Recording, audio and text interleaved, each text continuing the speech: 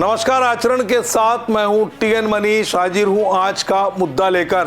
1 दिसंबर 2025 जब पूरी दुनिया लाल रिबन बांधकर एड्स के खिलाफ एकजुट हो रही है, हम बात करेंगे उस महामारी की जो चुपचाप लाखों जिंदगियों को निगल रही है। HIV एड्स इस साल की थीम है overcoming disruption transforming the AIDS response. लेकिन सवाल यह है, क्या हम वाकई इस महामारी को मात दे पा रहे हैं? खासकर भारत में, जहां 25 लाख से अधिक लोग इसकी चपेट में हैं।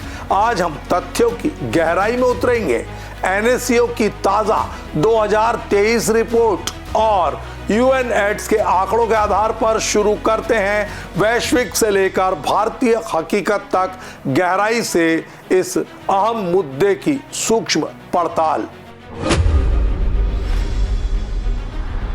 सबसे पहले दुनिया की तस्वीर।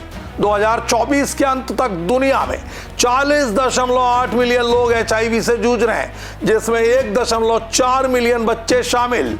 UN एड्स की रिपोर्ट कहती है 2024 में 1.3 मिलियन नए संक्रमण हुए, जो 1996 के चरम से 61% कम है। लेकिन खुशी की बात, एंटी रेट्रोवायरल थेरेपी ART से 30 मिलियन से अधिक लोग लाभान्वित हो रहे हैं।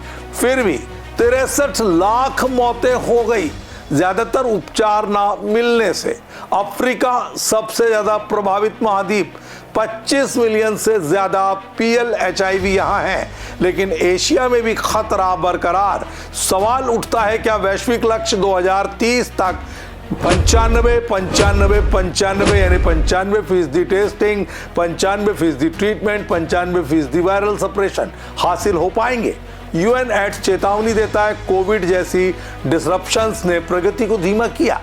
भारत दुनिया का दूसरा सबसे बड़ा PL-HIV देश इस वैश्विक जंग का अहम हिस्सा है। अब आइए भारत पर ध्यान केंद्रित करते हैं। भारत में HIV कोई नई समस्या नहीं। 1986 में पहला प्रकरण मिला, तब से NACP national AIDS control programme चालू है। नाको की 2023 रिपोर्ट के मुताबिक देश में कुल 25.44 लाख लोग HIV से प्रभावित, CI 21.68 से 30.38 लाख, 44% महिलाएं, 11.22 और सिर्फ 3% बच्चे, 63,000 हैं। वयस्कों में 15 से 49 वर्ष में प्रिविलेंस रेट 0.20, जो 2010 से 0.32 से 37% कम। नए संक्रमण 23 में 68,451। राज्यवार अंतर बढ़ रहा है। महाराष्ट्र में 3.9 लाख लोग PL-HIV, आंध्र प्रदेश में 3.2। इस तरह पूर्वोत्तर में खतरा ज्यादा। मिजोरम में प्रिविलेंस 2.73, नागालैंड में 1.37, मणिपुर में 0.87, पंजाब, बिहार, उत्तर प्रदेश में नए संक्रमण बढ़ रहे। पंजाब में 9100 नए केस, ज्यादातर संक्रमण असुरक्षित sex 88%, needle sharing 7%, mother to child 3%, high risk groups MSM, transgender, female sex worker सबसे ज्यादा प्रभावित। प्रगति की बात करें तो भारत ने कमाल किया। 2010 से एड्स से मौतें 79% घट गई।